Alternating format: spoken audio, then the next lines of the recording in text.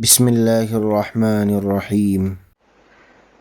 چند دن پہلے یہاں ایک عیسائی نوجوان آیا، بڑا نیک لڑکا ہے، خدا اس کو ایمان کی توفیق دے۔ اس کو شوق ہوا ہے کہ میں اسلام سمجھوں پھر اسلام لے آؤں۔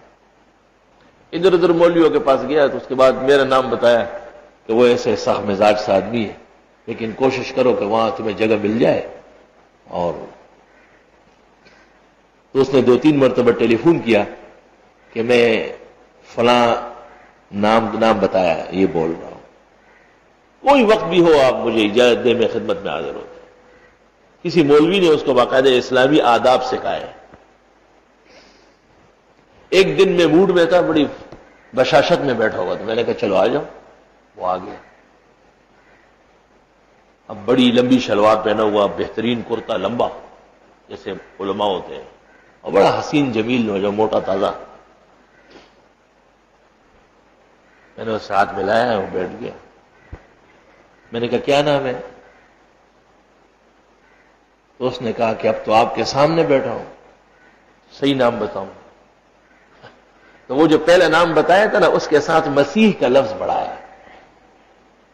جب اس نے کہا کہ شہزاد مسیح، تو ظاہر بات تھوڑا سا مجھے ذرا جھٹکا لگا اور چونک کے بیٹھ گیا بالکل۔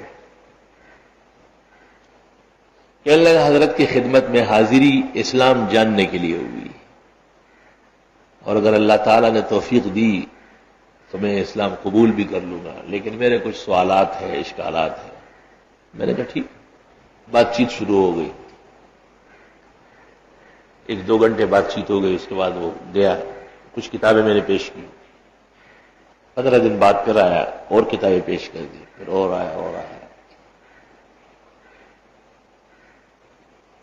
اس کے بعد میں نے اسے کہا کہ میں یہ بات تو سمجھ گیا ہوں کہ آپ حق جاننا چاہتے ہیں، ٹھیک بات ہے، تو پہلے دن سے تو آپ مجھ پہ اعتماد کریں گے نہیں، کیونکہ پھر تو آپ کب کے مسلمان ہو چکے ہوتے ہیں، مجھ سے بہتر علماء آپ دیکھ چکے ہیں۔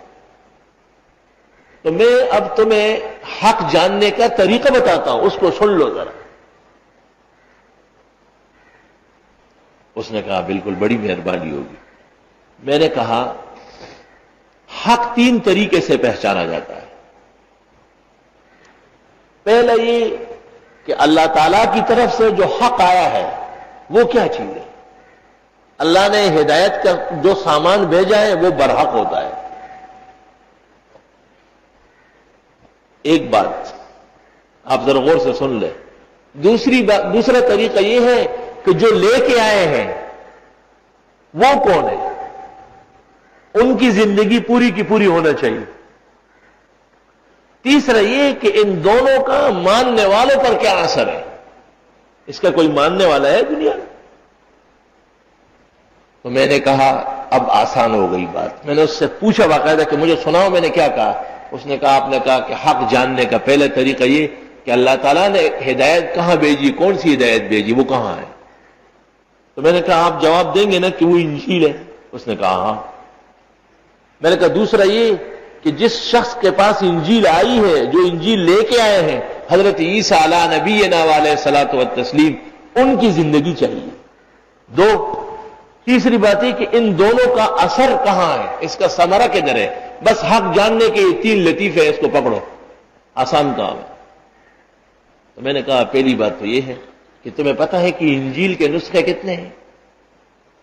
انجیل متی، انجیل لوکا، پتہ نہیں یوحنا، انجیل برنباس۔ اور میں نے کہا انجیل کا کوئی صحیح سا نسخہ جس کے بارے میں یقین ہو کہ یہ حضرت عیسیٰ لے کے آئے، وہ لیتے آئے۔ اس نے مجھ سے پوچھا کہ کیا مطلب ہے اس کا؟ میں نے کہا پوری دنیا میں انجیل کا ایک نسخہ بھی نہیں، وہ محرف ہو چکی ہے، منسوخ ہو چکی ہے، منسوخ کا وجود نہیں ہوتا۔ تو میں نے اس کو کہا کہ دیکھو اب آپ یہ بات اس پر حمل کریں گے کہ ایک تیز و ترار متعصب مولوی کے پاس میں چلا گیا اور اس نے ایسی بات، میں نے کہا اس سے کام نہیں چلے گا، میرے تعصب یا تیزی سے آپ متاثر نہیں ہوں گے، میں جانتا ہوں، میرے کمال فن سے متاثر ہوں گے۔ تو میں نے کہا دیکھو عیسیٰ علیہ السلام اچھے آدمی تھے یا برے؟ اس نے کہا وہ تو پیغمبر تھے۔ میں نے کہا پیغمبر پاک رہتے ہیں یا ناپاک؟ اس نے کہا پاک رہتے۔ تو میں نے کہا طہارت کا مسئلہ انجیل میں لے کے آؤ۔ پہلی بات طہارت، حضرت پاکی کس طرح کرتے تھے؟ ہاتھ دھوتے تھے یا نہیں؟ غسل کبھی زندگی میں کیا ہے یا نہیں کیا ہے؟ اور دوسرا مسئلہ یہ کہ پاکی اور طہارت کس لیے ہوتی ہے؟ تاکہ اللہ کی عبادت کر لے۔ حضرت عیسیٰ علیہ السلام کی 2 رکعت نماز دکھاؤ پورے انجیل میں، تمام نسخوں میں، ایک طہارت اور دوسری عبادت۔ اور باتیں چھوڑو، عقائد کی تو بات ہی نہیں ہے، وہ تو انبیاء سب کے سب اصول دین میں متفق ہے۔ میں نے کہا جب تم حضرت عیسیٰ کی طہارت اور حضرت عیسیٰ علیہ السلام کی عبادت پتہ کریں گے تو تمہیں پتہ چل جائے گا کہ دنیا تو عیسائیت کا وجود نہیں۔ اب تجھے پتہ چلے گا کہ عیسائی پادری کتنا جھوٹ بول رہا ہے اور وہ بالکل خالی ہاتھ بیٹھے ہوئے۔ اس نے کہا غضب کر دیا آپ نے۔ کہا آخر میں بھی تو 21 سال کا ہوں اور میں اپنے مذہب میں اتنا مضبوط ہوں کہ اس کو چھوڑ کر اب اسلام کا مطالعہ کرنے لگا ہوں۔ کہنے لگا ہمارے ہاں طہارت اور عبادت کا کوئی تصور نہیں۔ تو میں نے کہا اب میں ایک بات کر سکتا ہوں، ناراض تو نہیں ہوگا؟ نے کہا نہیں۔ میں نے کہا آپ یقین سے کہہ سکتے ہیں کہ حضرت عیسیٰ یہ کتاب لائے جس میں نہ طہارت ہے اور نہ عبادت؟ میں نے کہا ہمارے ہاں دیکھو ذرا، سورۃ فاتحہ جب شروع ہوتی ہے تو اس میں آتا ہے کہ ایاک نعبد و ایاک، ہم آپ کی عبادت کرتے ہیں اور آپ ہی سے۔ وہی عبادت کرنے کے لیے تو سب کچھ چاہیے، کپڑا پاک، بدن پاک، جسم پاک، جگہ پاک، پانی پاک، طریقہ کار سب ہونا چاہیے، تب تو آدمی عبادت کرے گا۔ عبادت کو اٹک بیٹک کو تھوڑا کہتے ہیں، عبادت اس طریقے کو کہتے ہیں جو نبی کو خدا نے بتایا ہو اور اللہ کے ہاں پسندیدہ ہو، اور پھر نبی نے امت کو تعلیم کیا ہو، اس کو عبادت کہتے ہیں۔ اور کس کو کہتے ہیں عبادت؟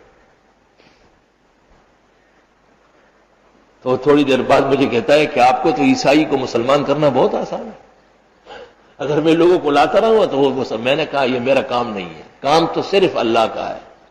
انک لا تہدی من احببت ولکن اللہ یہدی من یشاء۔ میں تو طریقہ سمجھاتا ہوں آپ کو کہ ہم جو کہتے ہیں کہ محمد الرسول اللہ صلی اللہ علیہ وسلم خاتم النبیین ہے، قیامت تک نبی نہیں آئے گا، کیوں؟ بھئی تعلیم موجود ہے سب، کیوں آئے نبی ضرورت کے بغیر؟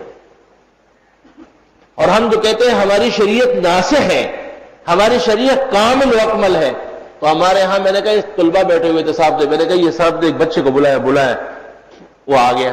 اس نے کہا، اس کو کہا طہارت کا مسئلہ کون سی کتاب میں؟ اس نے کہا تعلیم الاسلام میں۔ میں نے کہا اور پوچھو؟ کہا عبادت کا مسئلہ کا وہ بھی اس میں ہے۔ میں نے کہا لاؤ بھائی تعلیم الاسلام، وہ تعلیم الاسلام لے آئے، فوراً نکال کے اس کو دکھایا، یہ وضو ہے، یہ غسل ہے، اس سے وضو ہوتا ہے، اس سے ٹوٹتا ہے، یہ غسل ہے، اس سے یہ ہوتا ہے، اس کی وجہ سے غسل یہ طہارت۔ اس کے بعد اس نے چند صفحے اور پلٹائے، نماز نکل آئے، اس کو کہا یہ عبادت شروع ہو گئی۔ میں نے کہا اس سے عمر پوچھو کتنی عمر کا ہے؟ اس سے پوچھے بیٹے کتنی عمر ہے؟ اس نے کہا 7 سال۔ میں نے کہا 7 سال کا بچہ 21 سال کے عیسائی کو حاضر کتاب کے اندر سب کچھ دکھا رہا ہے، کیوں؟ شریعت کامل ہے، محمد الرسول اللہ صلی اللہ علیہ وسلم جو دین لے کے آئے ہیں اللہ نے اس کی حفاظت کا وعدہ فرمایا ہے۔ محفوظ دین اس کو کہتے ہیں کہ اس میں کوئی خفا نہیں ہوتا، کوئی کمی کوتاہی نہیں ہوتی۔ یہ تو میں نے صرف 2 باتیں کہی، اگر میں آگے باتیں کرتا وہ بالکل دیوانہ ہو جاتا۔ میرا مطلب یہ تھا کہ بالکل پاکی اور خوشگوار ماحول میں اس کے دل و دماغ میں دین اسلام کی عظمت اتر جائے اور عیسائیت کی غلاظت سے یہ باہر آ جائے گا۔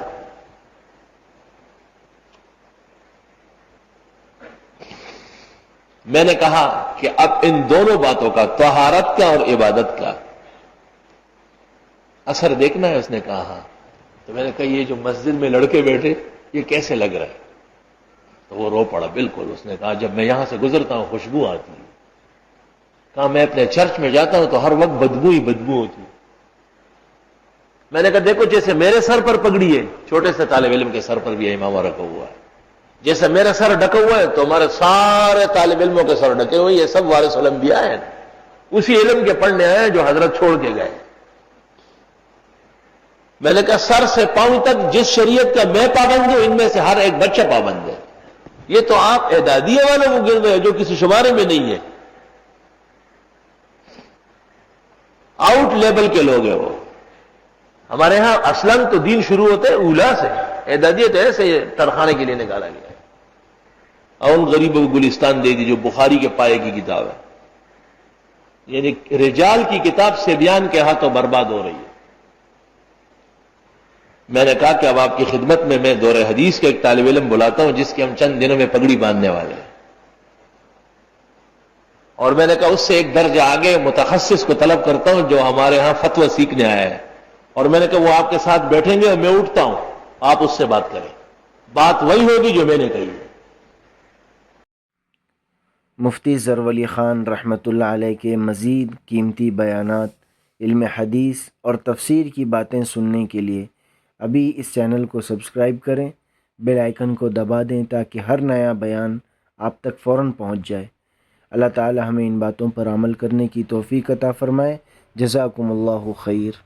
آگے زیادہ سے زیادہ شیئر کریں اور ہمارے چینل کو سبسکرائب کریں۔